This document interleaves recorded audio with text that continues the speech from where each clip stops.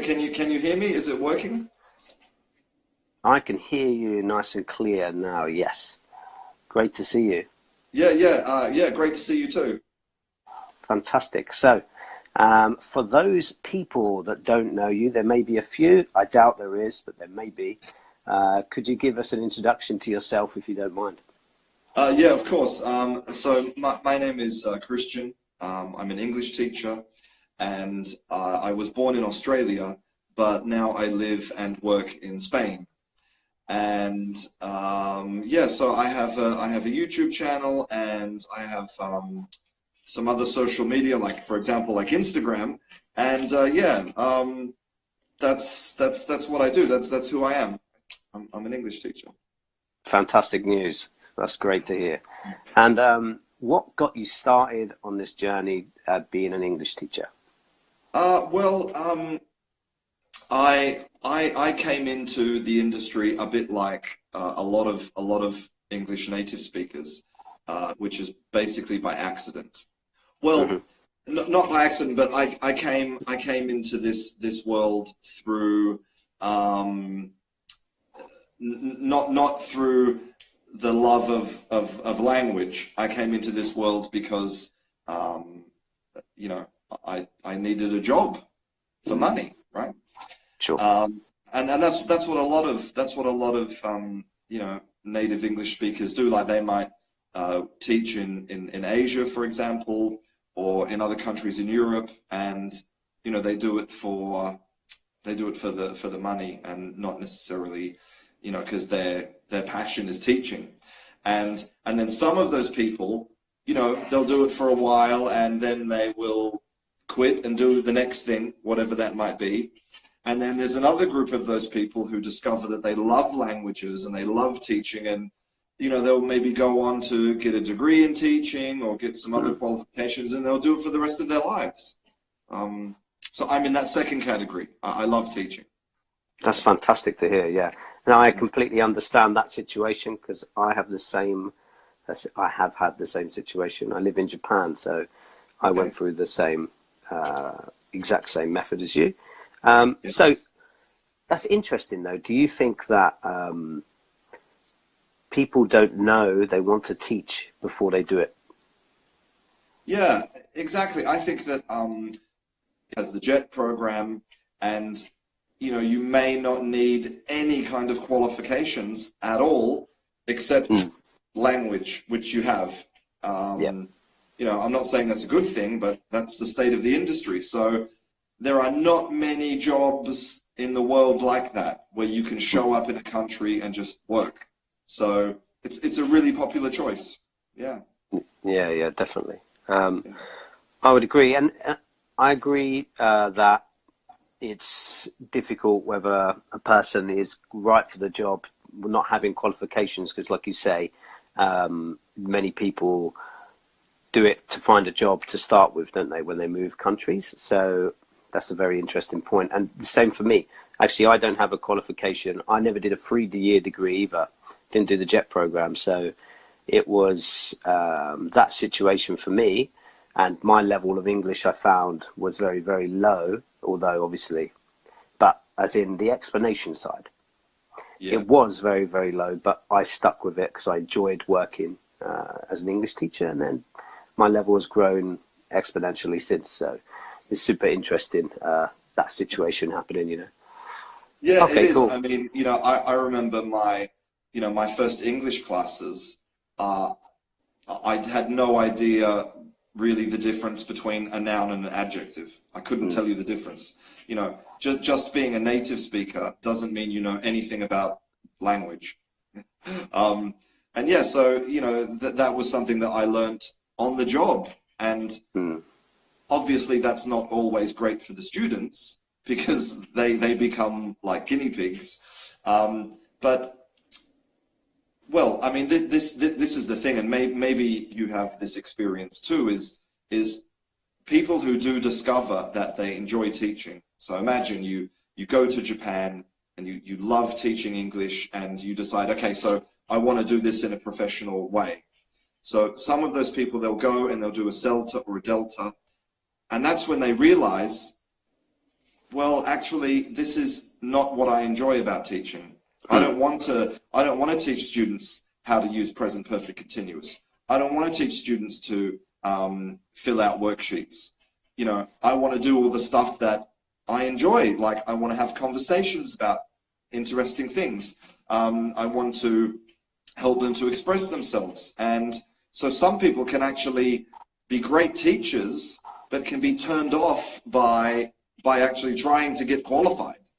Yeah, yeah, 100%. I think that that's kind of a scary part as well when you first become a teacher, is the language that's used as well. So that can be off-putting, the first step you make. And I think for many learners as well, the language of like a predicate or something along those lines, where there's a simpler way of explaining that meaning, can put a lot of people off from even learning the language, let alone being a teacher. So yeah, that's a superb point.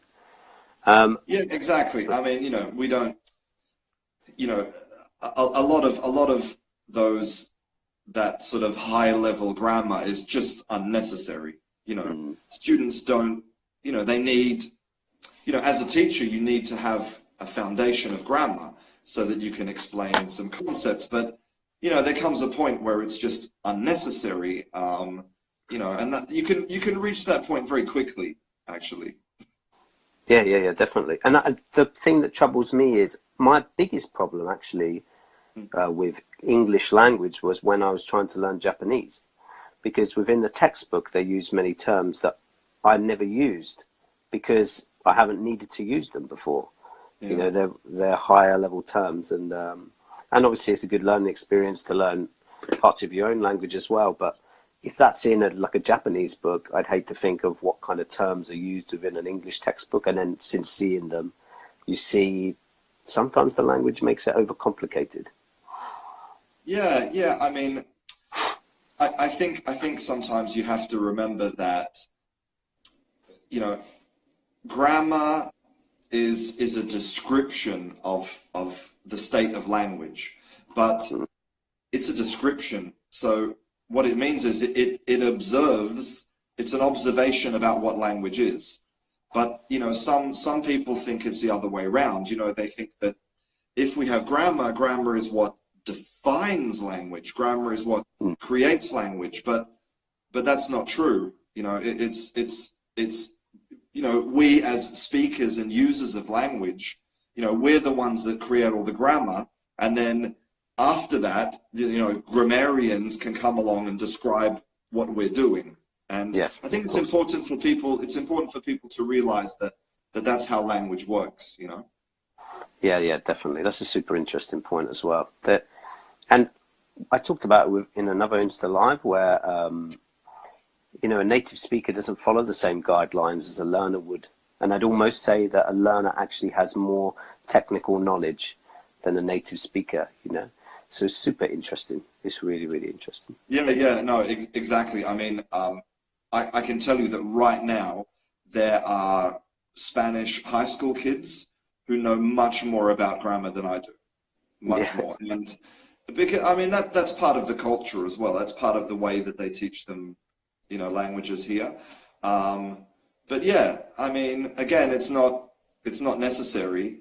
It's just, you know, a choice they've made. Yeah, yeah, for sure. So what made you take the step to move into Spain?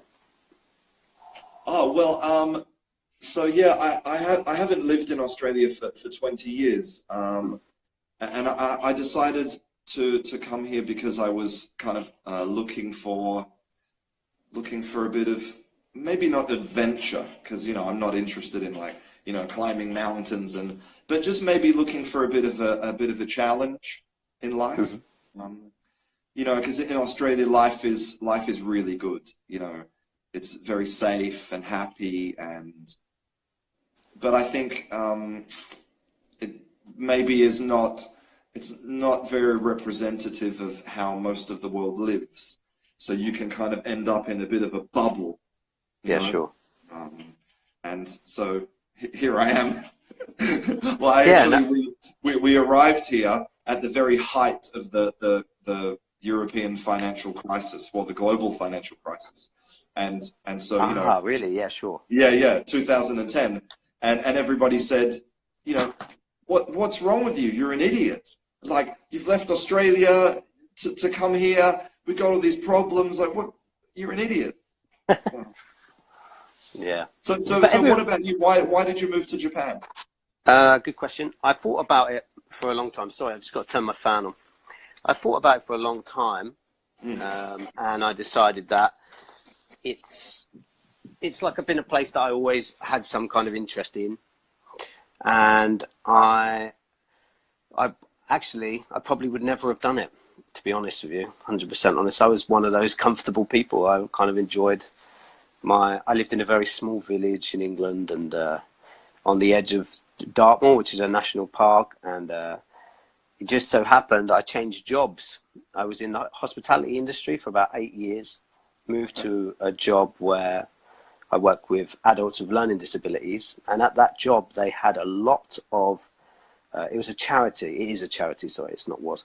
It is a charity, and they have a lot of people coming over from many different countries to assist, because they don't have much money for actual staff, so they have to kind of work a way around it. And basically, I met my wife there. She worked there for 2 years, and then I ended up moving over here. So that was the big thing for me. Yeah. But, and how do you, because of the few people that I've met who've been to Japan, who've lived in Japan, they say that even after many years of living in Japan, the culture is still very alien. Is that? mm-hmm. Do you find that as well for you? Is it true? It's kind of interesting. I'm just like try to get as involved as I can as possible. I mean, my language is awful, so I can't speak very well. But I try to just enjoy life as much as possible whilst I'm here, and I can see that. Some other people say like it just seems like an everyday, like they're at home, once they lived here for a little while. But I suppose it depends how much you immerse yourself in any culture. And for me, it's very, very different to every other place. And there's definitely many unique parts to the culture, but it's really nice place to live. It doesn't feel like alien. The best way I can explain it to me, Japan feels a little like England 40 years ago, because they have some strange things going on. Like how can I explain? Like many women have not only just started, but maybe in the last 10 years, actually carving careers. So that was maybe happened a little earlier, and there was a big dispute recently with some government officials saying women in certain jobs must wear high heels, and like silly small things like this. But it's like in the bigger picture, we've dealt with these situations already, and it's super interesting. Yeah, wow. I can understand why people say that. Sorry. So why do you say that your language is awful? Awful because I never use it, because I work in an English school, can only use English there, and I have 2 kids, so we speak only in English at home to help them become bilingual. So yes, a bit difficult, but it's always an excuse though. How about your Spanish? How's your Spanish? Yeah, I mean, well, I've been here 10 years, so but I'm in a similar situation. So I spend most of my day speaking in English, and when I'm not speaking in English, most of my online work is in English. So Exactly. My opportunities to use Spanish are very limited.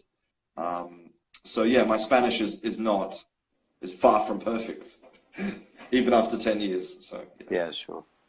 Do you feel that there's pressure on you because you've been there for so long? Like if you talk to your friend from home, and then they ask you about your language, do you feel there's a pressure because you've been there for so long? Well, actually, I think if you look at most Anglo-Saxon kind of countries, so Canada, America, the United States, Australia, England, there's because of the global domination of English, all of those countries are very heavily monolingual. And so I think when you speak a second language, people are like amazed, like this is some sort of supernatural ability, right? But that's just because we have this, you know, this culture where we just don't learn other languages. And, you know, if you look at most other countries in the world, it's actually normal for people to speak 2 or 3, sometimes even 4 languages. So really, we're the weird ones. The monolinguals are the weird ones. Yeah, totally. It's almost a stubbornness. Yeah, it's a stubbornness, and also sometimes just necessity. You know, just in terms of we don't have the same kind of need as people from other countries. So I think actually no. I think even if you speak just a few words of another language, from where I'm from, people are impressed by that. Yeah, so, exactly the same. Yeah. So yeah, super interesting. That's good though. How about with other Spanish people? Are they just happy to be able to have a conversation with you, or do you feel anything from them? Yeah, you know, I think this is something really important for people to realize. I think that your objective when you are, you know, learning a language should always be to be able to communicate ideas, you know, and that doesn't always require perfect language. You know, there are plenty of people who, you know, you can even find television presenters and you know who don't have perfect English, for example, and you know, but they can be funny and engaging, and they can tell great stories with their broken English. Yeah, definitely. And so, you know, the objective is to communicate ideas. So I think there's a point you reach, like a kind of an intermediate point, where you can express ideas and the details don't really matter. Like, you know, the same in English. Like, for example, if I say to you, you know, yesterday I goed to the shops, it's not correct, but it doesn't really interfere very much with our communication. You know, you can, but obviously to reach that point, there is this big sort of period of time where it's hard work, right? Like, it's hard work for me and it's hard work for you as the listener, because I'm trying to construct these sentences, and it's like, it's exhausting for both of us to have a conversation like that. And that period is horrible. It's a horrible period. But then, you know, you get through that, and then, yeah, I think there comes a point when it doesn't really matter about the details. Yeah. That's super interesting. I'm kind of wondering about, I think the advice you've given there is actually super important. The fact that conversation is the main goal of speaking, full stop, yeah? In any language, conversation and talking to people is the main goal, which is why for me it's super interesting that many countries just study from textbooks without using speech. You know, it's good to have the knowledge, but also you need to use it, you know, and especially in Japan, I mean, I see it every day where the use of the language is a bit minimal, is not considered as much as the knowledge side. And it's super, super interesting for me that. Do you think being in a Spanish country has been immersed in the culture and within the language has assisted you to learn, even though you're not regularly practicing, like you said? Well, I mean, most of the Spanish that I know, I learnt through teaching Spanish people. So, you know, if you're in class with a Spanish person and you know, they say, what does that word mean? What does that word mean? You know, you can't look in the dictionary every time. So just through the process of helping students to translate words, you know, I developed a very big and very, very varied vocabulary, right? And also, you know, when you see the way that a Spanish student, for example, structures their sentences, the way that they put words in a particular order, well, that kind of tells you something about the way that that they would use words in that order in Spanish. So, you know, you kind of internalize and learn these things almost subconsciously. But, you know, regarding the question of immersion, you know, the science is very clear that immersion is not necessary to reach a high level of language. Yeah, definitely. But what immersion does is it provides you with lots of opportunities to practice. And sometimes those opportunities become almost obligatory. Like, for example, if you're living in England and you're Japanese, when you go to the supermarket, you're forced to speak in English. There's no Japanese, you know. So that helps, right? That being forced to do it helps. But, you know, you can simulate immersion at home, and it has exactly the same effects on your brain. Like, your brain doesn't know the difference between listening to a television program if you're in an apartment in London, or, you know, listening to a television program if you're sitting in your apartment in Japan. It doesn't, your brain doesn't care. So yeah, totally. Immersion creates opportunities, but it's absolutely not necessary.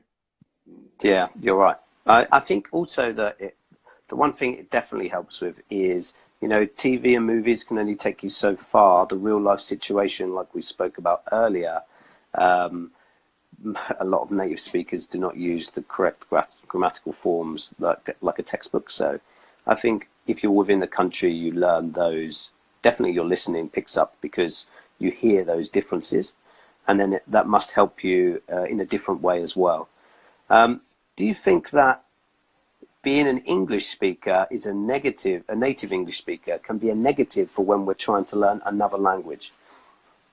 Okay, well, if you actually look at the data, in general, monolingual speakers of any kind are the worst communicators because they have no idea about how to take a sort of concept and communicate it in different ways. Yes. You know, and that's something which takes practice. So, for example, if you live in Switzerland and maybe you have kind of Italy here and Germany here, you know, you develop a cultural understanding of how to sort of transmit ideas in a simple and effective way.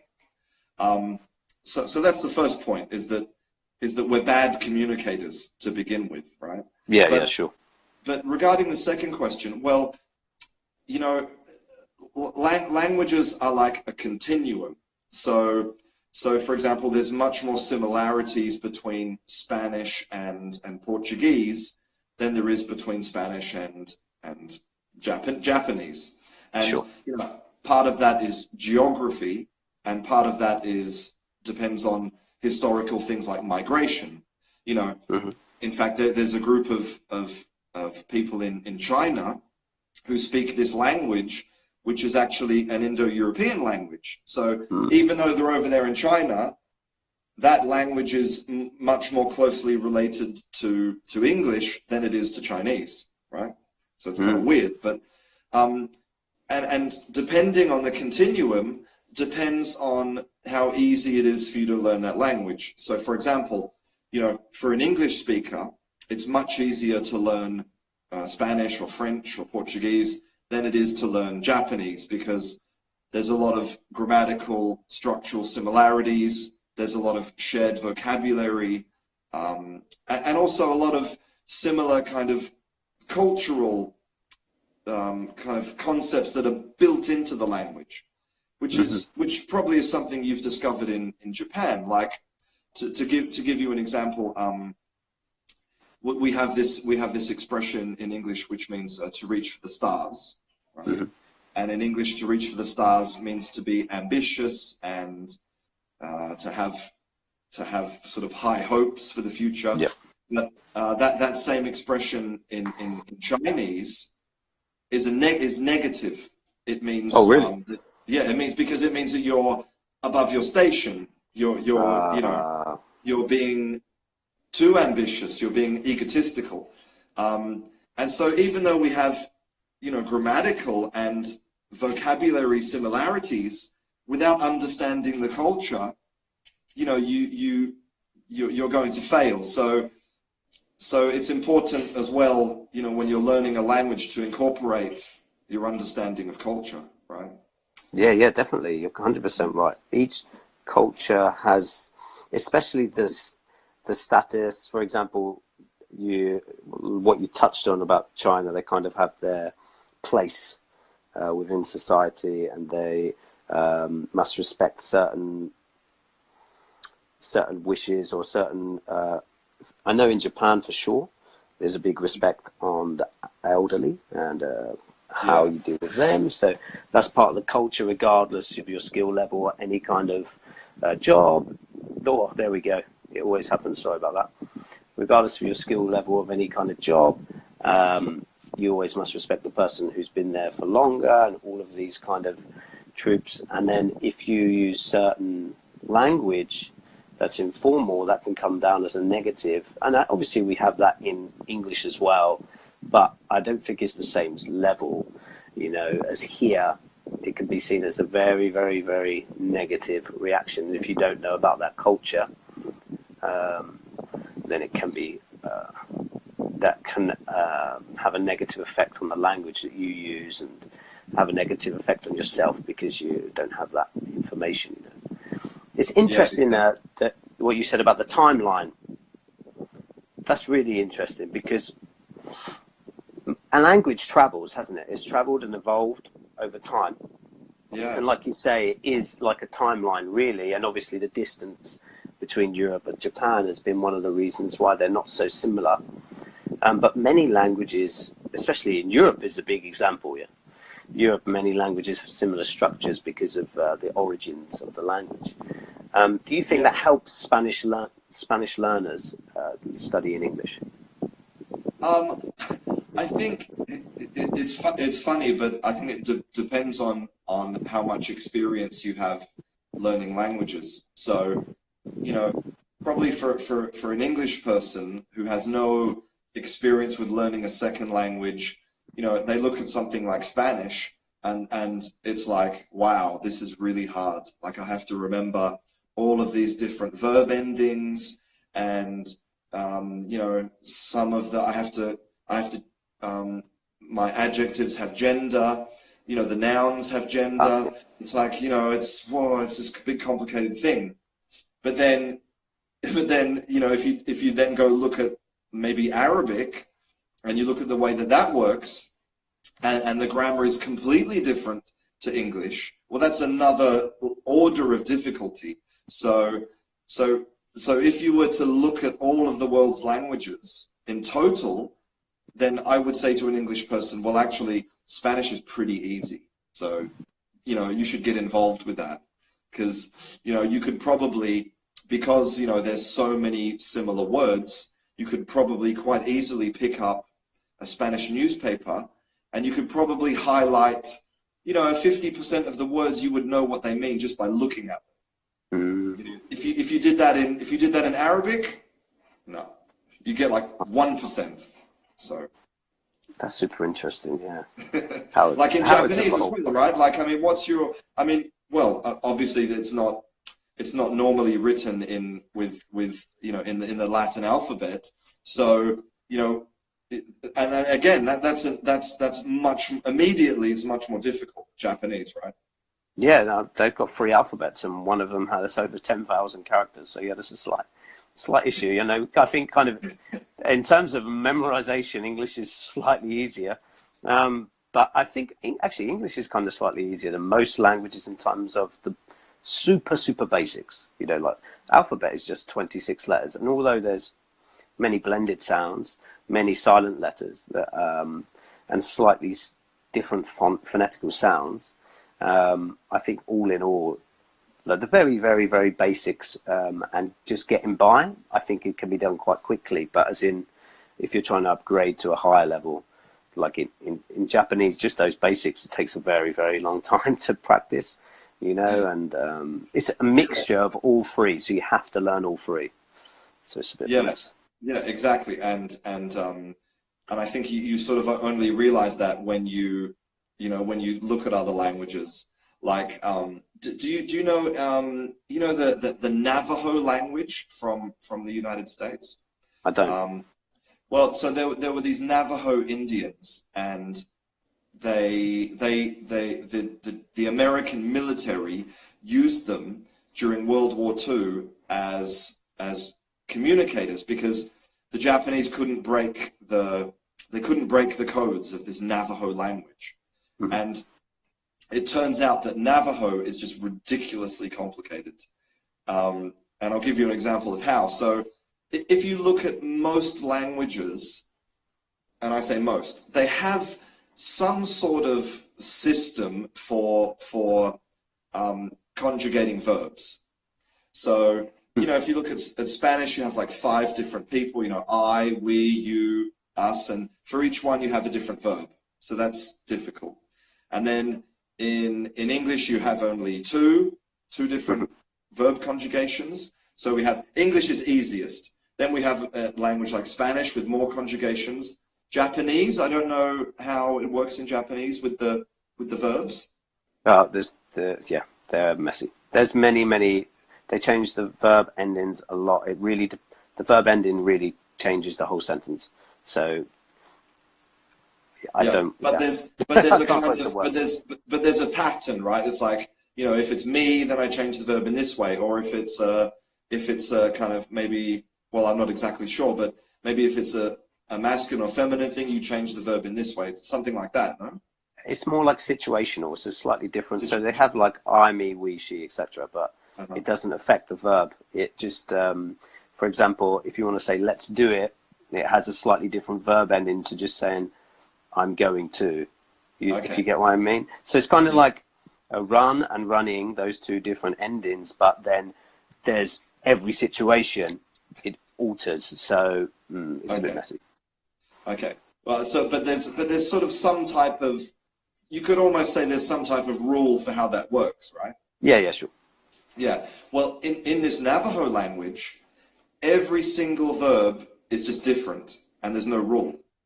So imagine if verbs had no rules, but verbs were just part of vocabulary that you just have to memorize. Yeah, sure.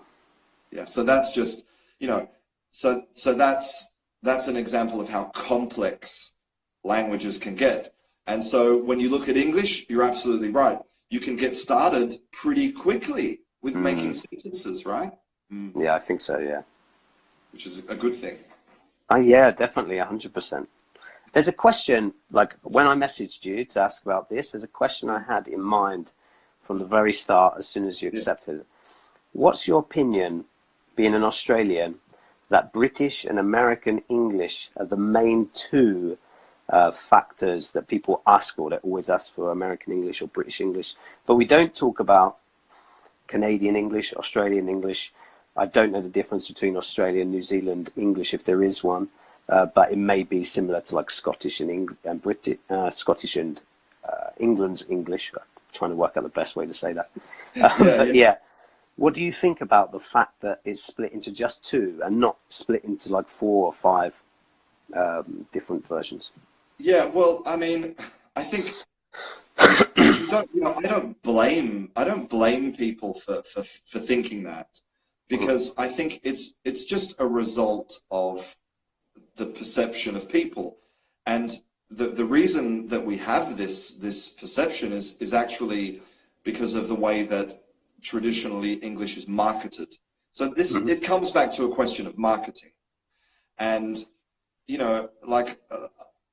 the first thing that people do when they open an English school, that's what I did, open an English school, and we put up a Union Jack, a British flag, and I'm not even British, I'm Australian, but I put up the Union Jack. It's a symbol for the English language. But really, the idea that we have these kind of 2 main varieties is just ludicrous. It's complete nonsense, because, okay, let's say we have 2 main varieties. Well, what are the differences between them?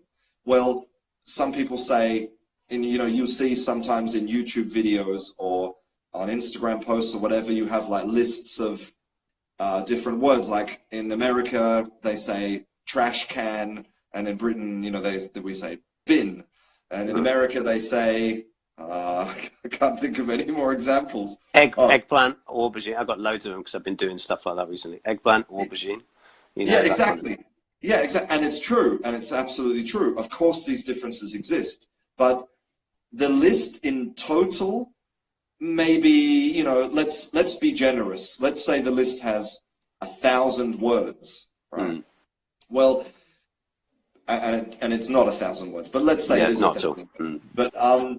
But you know, if a normal educated person speaks, you know, has a vocabulary of about 40,000 words, and if the total English vocabulary could be as much as 1 million words, well, the differences are very small, really, very, very small. And on top of that, the idea of being able to separate England and America is ridiculous, because within England you will find enormous vocabulary variation.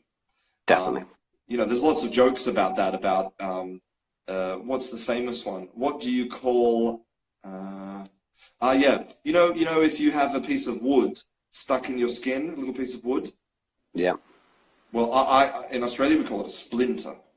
Oh yeah, same for me personally. But there's lots of different places in England that have all sorts of very strange and wonderful names for this. You know, so, you know, it's not just British English. You have London English, like estuary English. Then you can move and you have, like, you know, vocabulary from Northumberland, vocabulary from I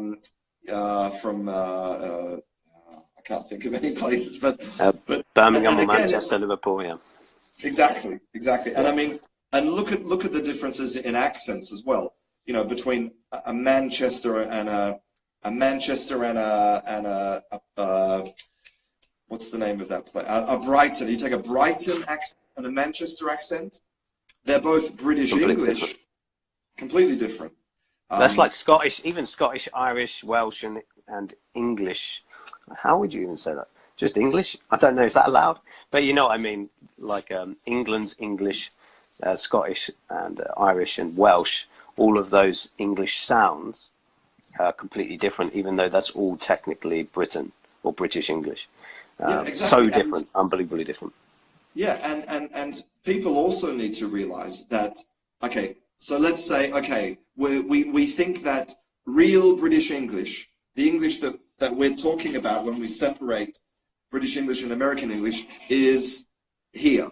It's here in this place. Let's say it's London, right? Okay, well then you look at London and you say, okay, well, which exact type of Londoner? Because we have young Londoners and old Londoners. We have highly educated Londoners and you know, let's say working class manual labourer Londoners. We have Londoners who are talking to their grandparents on the telephone, and then we have Londoners who are in the pub with their friends. You know, we have poor Londoners and rich Londoners, and all of these things affect the way that we speak. So the whole concept is ludicrous.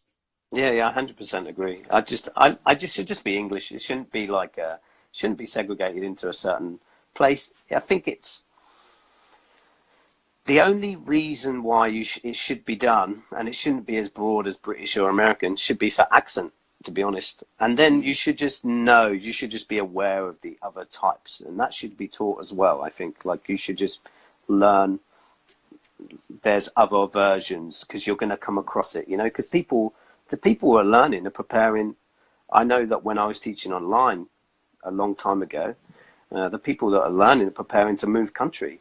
And as soon as they move, they're going to be hit by a wall straight away as soon as they hear an unfamiliar sound, you know, that's saying the same words but at a different speed, a different tone, etc. So it's awful. And then for like you were saying about vocabulary, I just think great. How do you say it's great? Like I always say lush. Lush is my one.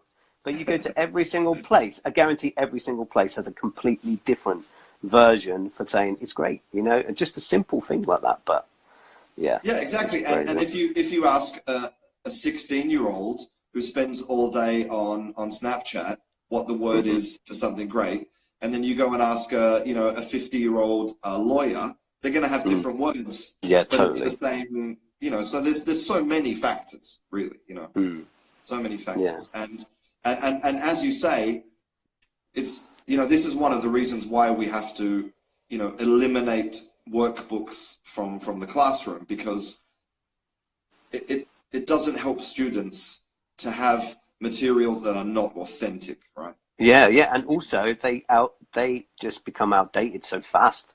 You know, you look at the language in how when was the last time you said to someone, "How do you do?" But that's like the most common Never, phrase in the textbook. never. It's like from the 1950s or something. You know, it's just so ludicrous, some of the textbooks. And the thing is, people nowadays are still, they'll go to their library, but most of the time it's not the most up-to-date information. They'll pick out a book. And don't get me wrong, learning any type of language is good. Like having any kind of method of gaining knowledge is great.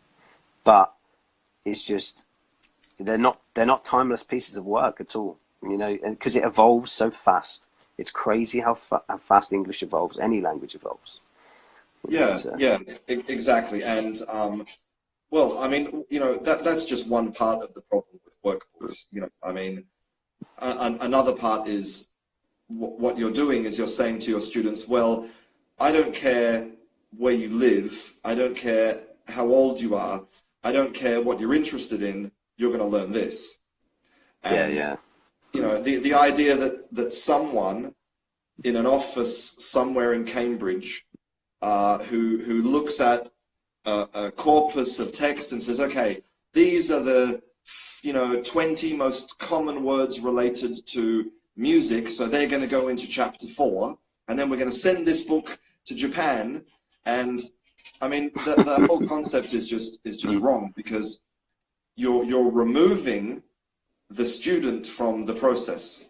yeah.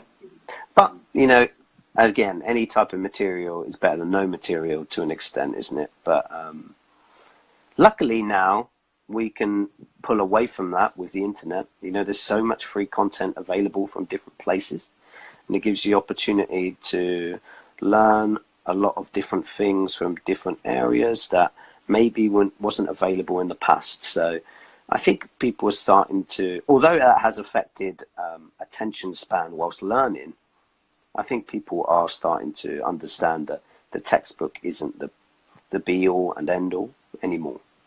Yeah, I mean, I think that, you know, one of the main criticisms of some of the more kind of modern ways of teaching languages is that, you know, is that teachers need resources in the classroom.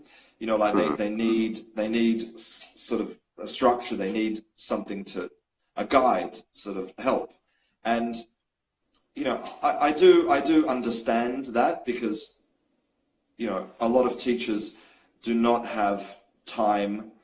You know, maybe they have a classroom with, and in some parts of Asia and Africa, you know, they can have classrooms with like 80 students. Yeah, exactly. You know, and that makes life very difficult to begin with. But you know, any opportunity that the teacher can take to do something authentic, you know, to close the workbook and do something that students care about, that's time well spent. That is super key. Yeah, that is super key. I think the use of examples within workbooks are, like you said before, a good example with the music is super poor, really, because I found that with my Japanese textbook, because it's based for kids, not kids, like it's based for school students. So there's a lot of information that I really don't need, like what's your major or something like that in Japanese. That's not information I need, but I needed some kind of material to learn from, you know, and yeah, I get it. And like you say, in that situation with many people, you cannot be individual, but you can, I think it needs to be contextualized, you know, to the situation around you. So maybe you could compare the one that's been most outdated in some textbooks I've read is they're still using VCR player within the textbook. But it's like, how long ago was that? So it's just like changing the situation from that to maybe online streaming or something these days. And the teacher being a bit adaptable is kind of key in that situation, isn't it? Yeah, yeah, exactly. And I mean, the scary thing about something like that is that, you know, it's obvious that language changes, you know, and really language changes quite quickly, especially, you know, especially in this modern world where, you know, we have lots of foreign learners learning English, because, you know, foreign learners learning English changes English. Yes. Yeah. And so, you know, English is evolving rapidly. And so you ask yourself, well, if this book contains VCRs, you know, what else is 20 years old here? Like you say, are we teaching children to say, how do you do? It's just, it's scary. Yeah, yeah, definitely it is. But again, material, as long as the person can adapt to that situation and say, okay, so the point of this is good, you know, we need to introduce ourselves, or this is a good way to meet, but how can we update it to today's level, you know, and take like the good points of the textbook, but then add your own input is important, isn't it? So yeah, it's super interesting, that kind of thing for me. Yeah, yeah, So, exactly. so please. No, you're right. Yeah, so that's what you would do. You would, you know, ask the students, and maybe you could, you know, watch some videos on YouTube, for example, and just observe how people actually greet each other in 2019. Yeah, yeah, definitely. So it's super interesting, like you say, the textbook can be very useful for a teacher who has many people to deal with. I mean, if you're one-on-one, it's different, and you can make it individual for the student. But with many children, some teachers who go abroad, obviously the first aim is always to go abroad, not to teach. It's always just to move the place before the job in those circumstances. But some teachers that move abroad to teach, they may have a degree, but they don't necessarily have the skills to deal with students. Have you come across this situation before? Yeah, I mean, you know, all of the qualifications in the world will not help you at all if you cannot do the basic classroom stuff. Like, you could be the world's most famous linguist, you could understand everything about English, but if you can't control your children, you know, if you can't get them to pay attention to you, if you can't create a lesson plan that's interesting, well then all your technical knowledge is worth absolutely zero. And the same for adults, would you agree? Absolutely. I mean, you know, what one thing that's often neglected in the classroom is the psychological aspect. Definitely. And, you know, and you know, this is nothing revolutionary. You know, we've known this for, well, maybe since forever, but if you're not engaging your students in, you know, really engaging them, then they're not going to learn anything. You know, and it doesn't matter if we're talking about English or science or history or mathematics. You know, if they're not engaged, they're not going to learn. So, you know, a big part of classroom success is finding ways to get your students to pay attention. And, you know, the world is full of adults who've decided to go and do a 3-month Spanish course or a Japanese course. And at the end of it, they can't even tell you their name, you know, because in general, the way that we teach languages is just designed for failure. And, you know, so yeah, I would say that definitely for adults and children, you need to be able to have good classroom techniques. Yeah, for sure. That's a good point. That's a good way to put it. And adults have a lot more on their plate, you could say, than a child. You know, although a child has maybe you have to really grab their attention in a different way. they're not interested, they're not there, how can I say, they're not, their aim wasn't to go to school just to learn English, they're there just to maybe be with their friends or something along that, in their mind. But whereas an adult, their aim is to learn English, but they have many other things that they need to concentrate on: their job, their bills, their relationship, their children, for example. How do you find the difference? What do you think about the difference between that, and how do you think an adult can what do you think the best way is for an adult to be able to concentrate for a long period of time? Because I think learning language isn't a short term. I laugh at the 3-month course thing. For me, that is like nothing. Fluency in 3 months, that's just absolute rubbish. But, you know, how do you, with these kind of things being put in place, like as marketing terms more than actually looking at the students, how can you suggest to an adult that, how do you help develop an adult in that kind of situation where they see that, they think, oh, we can do that, but how can you promote long-term learning? Is the best way to put it. Yeah, well, I mean, one of the great unanswered questions in kind of linguistics right now is why is it that children always are successful at learning their first language, but adults are not always successful? In fact, they mostly fail at learning an additional language. And it's an interesting question, because if you put an adult and a child together and you test them you test their cognitive ability in things like working memory, short-term memory, long-term memory, problem solving, adults are always better, right? Yeah, of course. You know that, right? Like, if I put you up against a 4-year-old, you're going to win every time, right? Well, it's just experience as well, isn't it? So yeah. Exactly. So the question is, how is it that children are, you know, except if they have some type of, you know, cognitive disability, like, you know, whatever, you know, how is it that children are always successful at learning their language to fluency, and yet adults, we have all this cognitive ability and life experience, why are we so bad at learning languages, right? And there's still no clear answer, but there's lots of really good possible reasons. And one of the reasons is, if you look at the age when we suddenly become bad at learning languages, that almost exactly coincides with when we leave compulsory education. And it's exactly like you said, like, children do not choose to learn their first language. They learn it through necessity, because they want food and they want to play with their friends and they want, you know, they're forced to do it, right?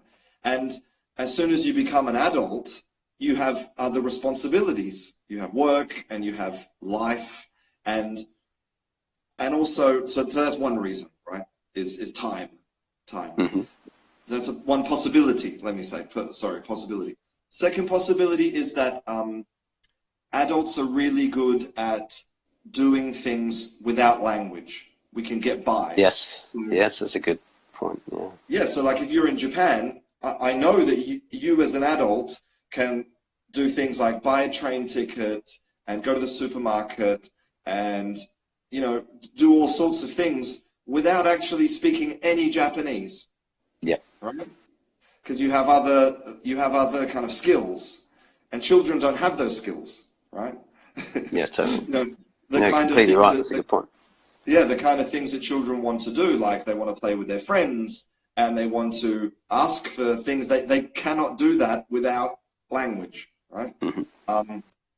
So that's another reason. And so if the secret to adult language learning isn't to try and learn a language like a child, like, for example, to just sit there and just absorb everything. The secret is to put yourself into situations where you're forced to do it. So that could be in the classroom, you know, with your teacher, where, you know, your teacher forces you to speak. It could be by maybe booking classes on some type of online thing, like italki or whatever. It could be, a Facebook group where people want to exchange languages. Or it could, if you're really passionate, you could move to that country. Yeah. Yeah, definitely. I think people put native speakers on a very high pedestal, and that seems to be the main people they want to talk to, even though, like we discussed earlier, they don't necessarily use the correct structures while speaking. So I almost think it's a hindrance more than a positive. But anyway, so people like to use native speakers as their go-to people, but there's many people around the world wanting to learn language. And I think just getting the opportunity to speak, especially those in a foreign country, is better than not doing it at all. Almost think wanting to speak to a native speaker is an excuse in a sense, actually. Yeah, no, absolutely. I mean, students need to eliminate this idea that native speakers are the only people that can teach you a language, and they're the only people that are good speaking partners. And there are so many reasons for that. And one kind of compelling reason, one good reason is that, let's imagine you take a native speaker from Manchester who has only ever spoken to other English people, and they're going to use a lot of kind of maybe like local dialect words, and they're going to use a lot of probably idioms that are maybe not so common, and they're going to... Apologies for that. I don't want to take up too much more of the teacher's time, so let's just finish that point and then move on to the next. Well, anyway, finish the point and go on from there. So yeah, thank you for rejoining. I'm just going to try and get the teacher back in. We'll try and finish up this conversation and then work from there. Let's see. Here we go. We will. Hello. Sorry, buddy. I don't want to take up too much more of your time. It's already been an hour, which is crazy because it went very fast. But I do want to finish up this point and then give a time for a sign-off. So maybe 5 minutes. Sorry about the extended time. No, that's all right. Sorry if I've been, talking too much. No. That's the point of it. So no worries. So let's imagine you have this native speaker, from Manchester who's using all this very kind of local language. Now, what a lot of learners don't realize is that more than 80% of all of the conversations in English right now are between non-native speakers. And so most people who are learning English will never even meet a native speaker. And they're learning English because they want to do things like get a job or maybe work in an international company. And so they're going to be using English as an international language, right? And so when you take a non-native teacher, that it's probable that person is going to have a much more international perspective. Yeah, definitely. They're going to use language which is more universal.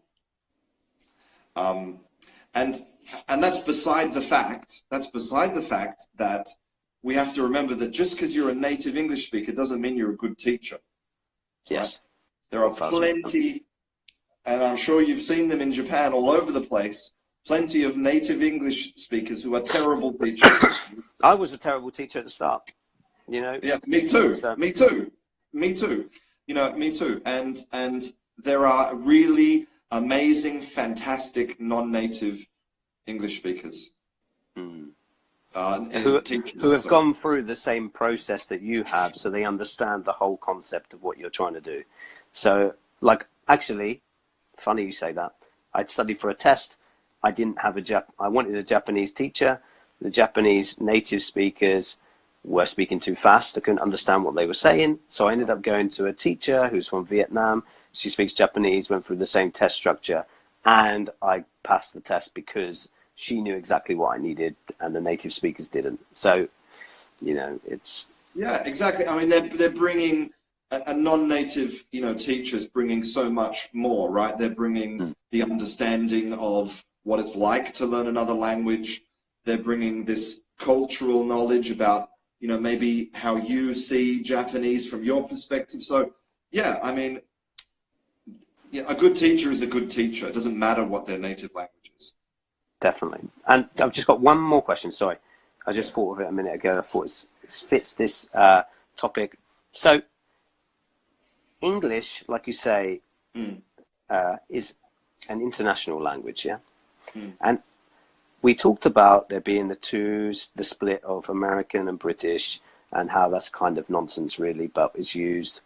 Do you think that soon, or not soon, maybe in the next 50 years, because everywhere everybody's learning, many people are learning English, do you think that we should actually be looking at English in general, because there's actually going to be like India's English and South Africa's English, Spanish is English, in that kind of way, rather than just these two segmented sides?